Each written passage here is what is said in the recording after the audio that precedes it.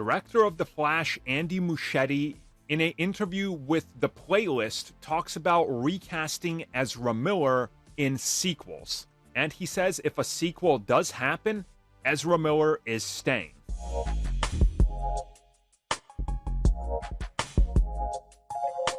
So once again, this comes at us directly from Andy Muschietti.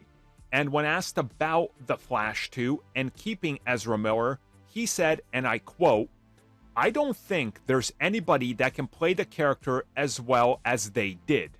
The other depictions of the character are great, but this particular vision of the character, they just excel in doing it.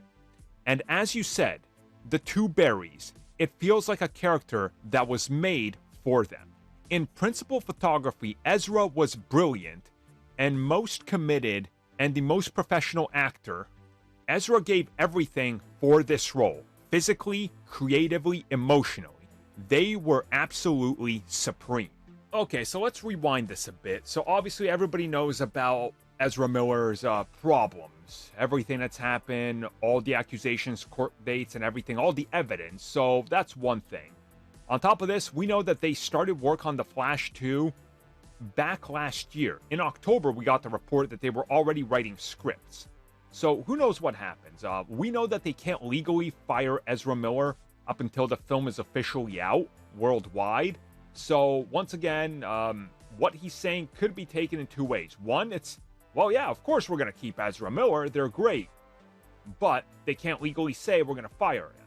Or they're going to legitimately keep Ezra despite all the problems, which that might be the most detrimental thing to this franchise and the character as a whole.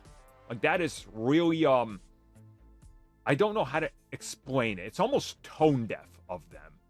But we know that there will be a certain amount of people that will overlook it and everything, and that's fine. You know, people can choose to. It's fine. You know, it is what it is.